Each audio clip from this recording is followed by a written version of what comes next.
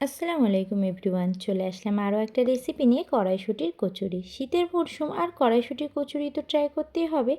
Step by step তোমাদের সঙ্গে share করব কিভাবে সহজেই বানিয়ে নিতে পারবে একদম পুরে ভরপুর আর ফুলকো ফুলকো কড়াইশুঁটির কচুরি। আর সঙ্গে যদি আলুর দম থাকে তাহলে তো পুরো জমে যাবে। তো চলো ঝটপট রেসিপিটা দেখে নাও। এখানে প্রথমেই 200 গ্রাম কড়াইশুঁটি নিয়েছি, সেটাকে ভালোভাবে পরিষ্কার জলে ধুয়ে একটা মিক্সিং জারের মধ্যে নিয়ে নিলাম। দিয়ে দেবো হাফ কাপ জল। এবার ভালোভাবে এটাকে পেস্ট করে নেব। পেস্ট করার সময় খেয়াল রাখতে হবে যেন গোটা দলা না থাকে, একদম মসৃণ একটা পেস্ট করে নিতে হবে।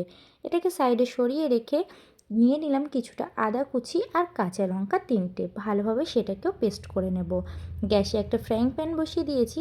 3 চামচ সাদা তেল দিয়ে দিলাম 1 চামচ হিং, হাফ চামচ কালো জিরে। ভালোভাবে এটাকে নাড়াচাড়া করে ওই কড়াইশুঁটির মিশ্রণটা ঢেলে দিলাম। তারপর ভালোভাবে এটাকে নাড়াচাড়া করে নিতে হবে। এর মধ্যে অ্যাড করছি হাফ চামচ বিট লবণ, হাফ চামচ রেগুলার ইউজের লবণ আর 1 চামচ চিনি। ভালোভাবে নাড়াচাড়া করে মাঝখানটা একটু ফাঁকা করে 1 চামচ সাদা তেল দিয়ে দিলাম। আর দেব আদা আর কাঁচা লঙ্কার পেস্টটা 2 চামচ। এইভাবে যদি তোমরা দাও তাহলে কিন্তু কোনো কাঁচা গন্ধটা থাকবে না। তারপর দুটোকে একসঙ্গে মিশিয়ে ভালোভাবে ভাজা ভাজা করে নিতে হবে। জল যেন একদম শুকিয়ে আসে আর পুরটা ফ্রাইং প্যান থেকে নিজে থেকেই যখন উঠে আসবে তখন এটা রেডি হবে। তার আগে এখানে মিশিয়ে নিলাম 1 চামচ বেসন। এটা যদি দেওয়া হয় এর টেক্সচারটা খুব সুন্দর হয়, পুরটা খুব ভালো হয়। তো দেখতেই পেলে কিভাবে চাটু থেকে নিজে থেকেই সেটা উঠে আসছে। তো এটাকে সরিয়ে রাখলাম। চলো এবার একটা ডো বানিয়ে নিই। একটা বোলের মধ্যে 3 কাপ পরিমাণ ময়দা নিয়ে নিলাম। তার মধ্যে দিলাম স্বাদ মতো লবণ, 1 চামচ চিনি। শুকনো উপকরণকে ভালোভাবে মিশিয়ে এখানে আমি 1 চামচ ঘি আর 1 চামচ বাটারকে মেল্ট করে নিয়েছি, সেটা দিয়ে ভালোভাবে ময়ান দিয়ে নেব। তোমরা চাইলে এখানে সাদা তেল দিয়েও ময়ান দিয়ে নিতে পারো, তবে ঘি আর বাটার এইভাবে মেল্ট করে দিলে এই কচুরিগুলো খুব খাস্তা হয়, খেতে খুব ভালো লাগে। তারপর উষ্ণ গরম জল দিয়ে ভালোভাবে এটাকে মেখে একটা ডো বানিয়ে নেব। জলটা গরম হওয়ার কারণে প্রথমে চামচ দিয়ে মেখে নেব, তারপর হাত দিয়ে ভালোভাবে একটা সফট ডো বানিয়ে নেব। ভালোভাবে ঠেসে ঠেসে এখানে মেখে নিতে হবে।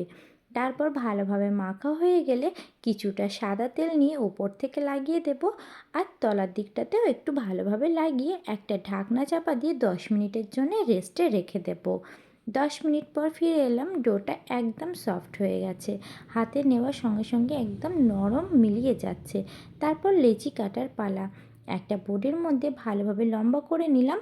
এবার লুচির জন্য আমরা যেভাবে ডোটা কেটে রাখি তার থেকে পরিমাণে একটু বড় সাইজের আমি এখানে সবগুলো কেটে নিয়েছি। তারপর হাতের মধ্যে এটাকে রেখে একটা বাটি শেপ দিয়ে ওর মধ্যে পুরটা দিয়ে দিলাম আর ধার থেকে এইভাবে টেনে টেনে সিল করে দিতে হবে। সিল করার সময় খেয়াল রাখতে হবে খুব ভালোভাবে যেন হয়, না হলে কিন্তু বেলার পর এটা ফেটে যাবে আর ভাজার পরও বেরিয়ে আসবে। তারপর একটা বোর্ডের মধ্যে একটু সাদা তেল লাগিয়ে নিয়ে উপর থেকে একটু প্রেস করে দিয়ে ঠিক এইভাবে বেলে নেব। গ্যাসে এদিকে কড়াতে আমি তেল গরম হওয়ার জন্য বসিয়ে দিয়েছি। তেলটা গরম হতেই লুচিটা ছেড়ে দিলাম। তো কচুরিটা দেখতেই পাচ্ছ একটু ঝাঁঝরি দিয়ে চাপ দিতে কত সুন্দরভাবে ফুলে উঠছে। তো এইভাবে আমি একটা একটা করে সবগুলো ভেজে নেব আর ভাজার সময় সবগুলোই কিন্তু এরকম ফুলবে।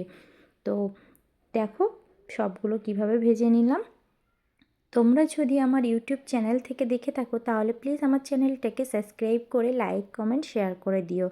আর যদি ফেসবুক থেকে দেখে থাকো তাহলে ফেসবুক পেজটাকে ফলো করে দিও আর লাইক কমেন্ট শেয়ার করো।